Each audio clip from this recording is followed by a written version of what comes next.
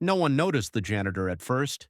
He was just another shadow moving quietly through the massive arena after hours, pushing his cart, wiping spilled drinks, humming softly to himself. His name was Eli Carter, a middle-aged man with tired eyes and rough hands, hands that once held dreams far bigger than a mop. Eli hadn't always been a janitor.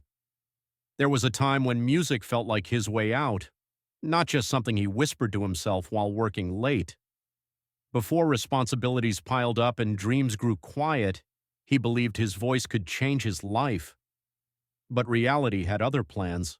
Bills came first, survival came second, and music was pushed into the background, saved only for empty rooms and forgotten nights. Now he cleaned arenas where other people lived the dream he once chased.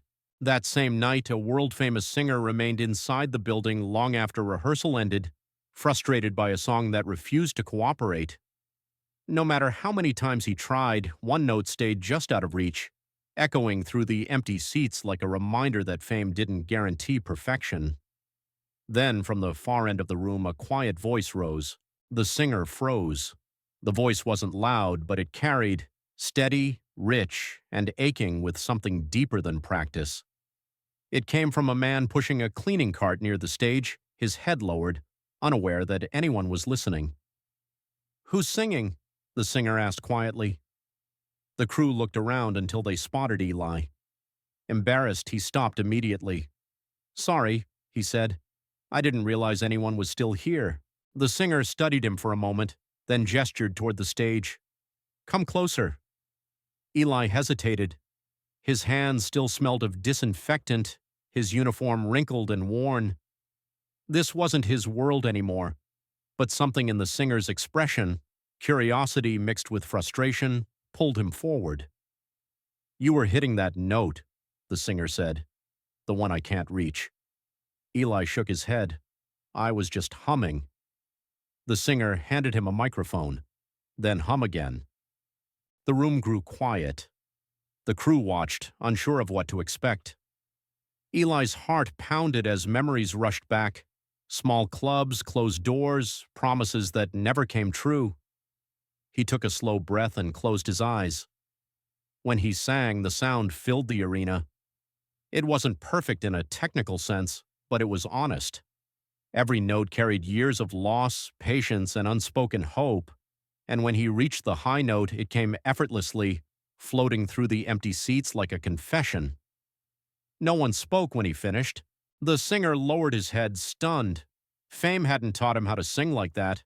Success hadn't given him that depth. "How long have you been working here?" he asked.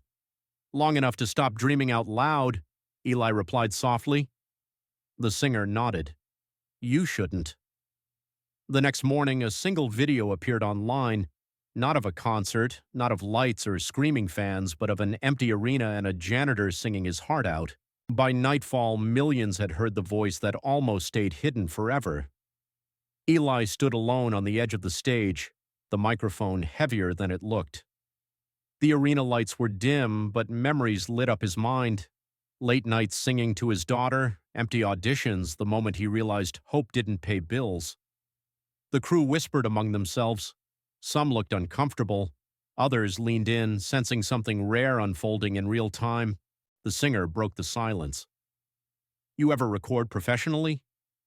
Eli let out a small laugh. "I used to try, long time ago." "Why stop?" Eli looked down at the floor he had polished countless times. "Life doesn't ask permission."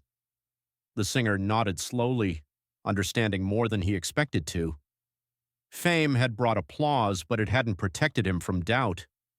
Hearing Eli sing felt like being reminded why music mattered before it became a career. "Sing it again," the singer said. "This time, don't hold back." Eli swallowed hard. His voice cracked on the first note, not from weakness, but from truth. Then it steadied. The sound grew fuller, filling the space with something the building hadn't heard in years: sincerity. One crew member quietly started recording. When Eli finished, the singer didn't clap. He simply said, "That's not a janitor's voice." Eli met his eyes. "It's just a voice that never got a chance." The singer turned to his team. "Clear tomorrow morning. I want a proper session." Eli blinked. "Sir, I have a shift." The singer smiled. "Not anymore." Outside, the city slept, unaware that a forgotten dream had just been dusted off and placed back in the light. Some talents don't disappear, they wait. Eli barely slept that night. Every time he closed his eyes, he heard his own voice echoing through the empty arena. He kept asking himself the same question over and over. Was it real, or just another moment that would fade by morning? At sunrise, his phone vibrated. A message from an unknown number. "Studio, 9 a.m., don't be late." Eli stared at the screen, hands shaking. For years, no one had waited on him for anything, especially not for his voice. When he arrived at the studio, the doors were already open. The singer stood inside, hoodie pulled low, coffee in hand. No stage, no crowd, just music. "You showed up," the singer said. "I almost didn't," Eli admitted. "Didn't want to be disappointed again." The singer nodded. "Then we're the same." They didn't talk much after that. The beat started softly. No pressure, no expectations, just sound.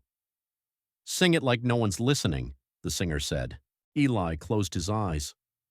This time the notes came from somewhere deeper, years of silence, regret, and quiet hope pouring out all at once.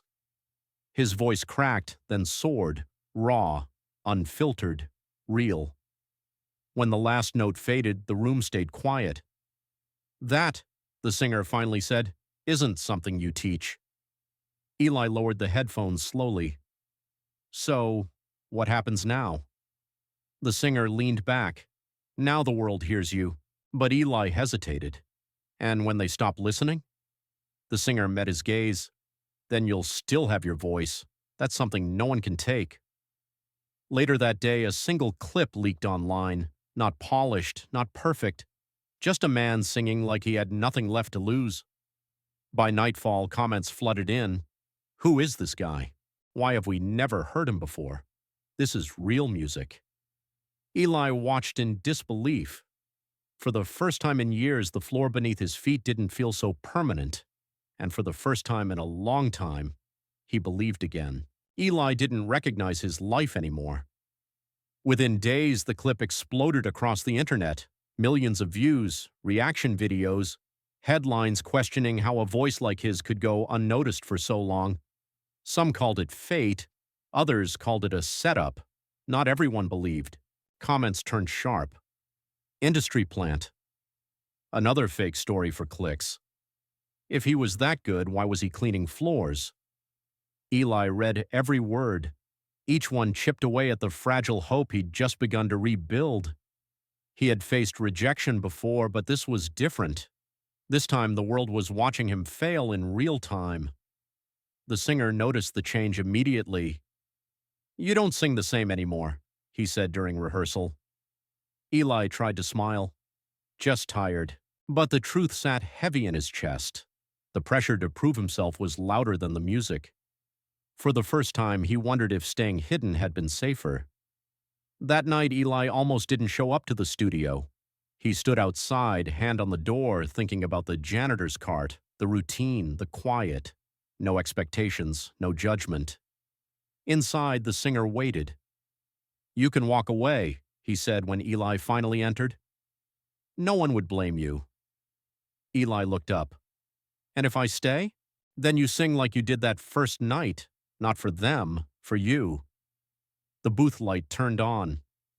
Eli took a breath and stopped trying to impress anyone.